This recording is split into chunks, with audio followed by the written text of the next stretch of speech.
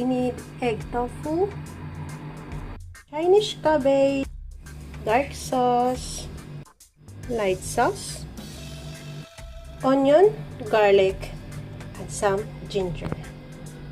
Cut those egg tofu round, then fry it with hot oil. When the pan and oil is very hot, now you can fry the egg tofu. Be careful because the egg tofu is very soft.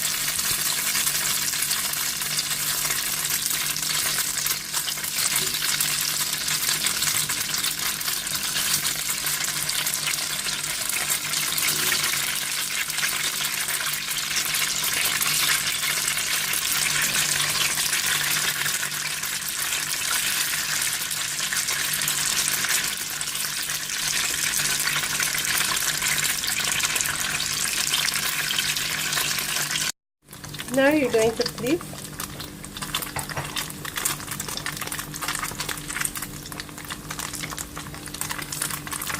This is the cooked one.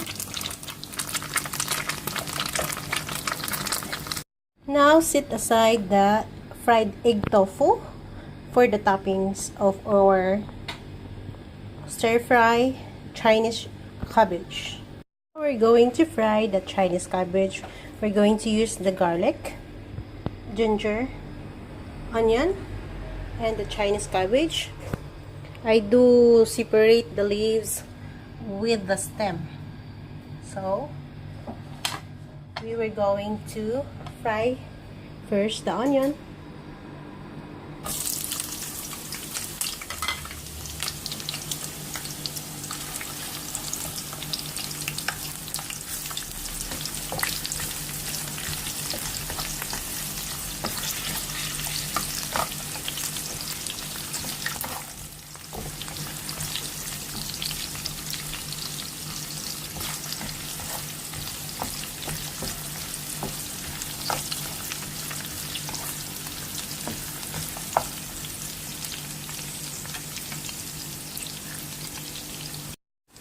Next, we're going to add the ginger,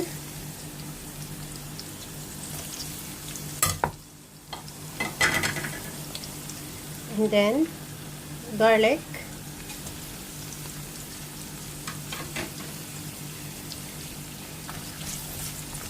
stir fry it just to give some fragrance with our Chinese cabbage.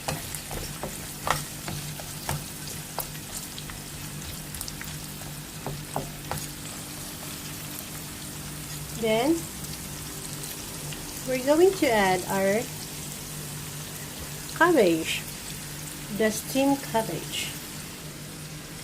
First, we fry the steam because it's hard.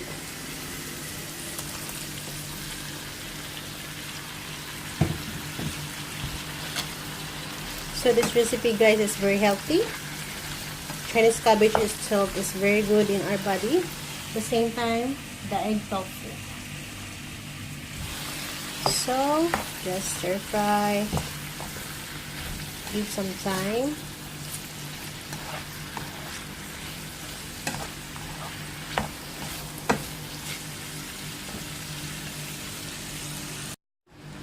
Let's add the leaves of the Chinese cabbage.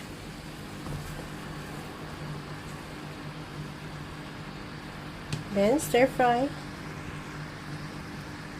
After a few minutes,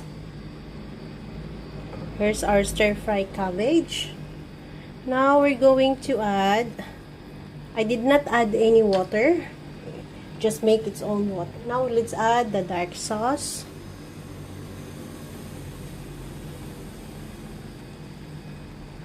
Just add a little color because it's really pale. Add some light sauce for taste.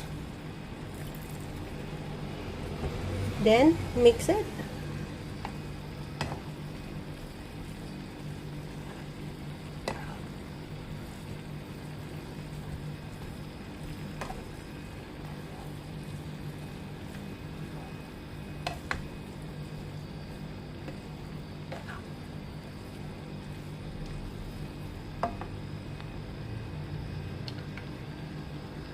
Okay, when it simmers, it's going to put the toppings.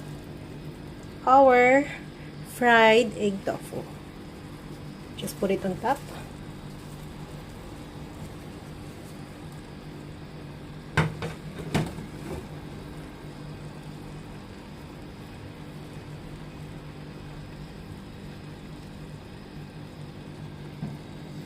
So our egg tofu, stir-fry egg tofu with Chinese cabbage is ready to serve. Enjoy your food. Thank you so much.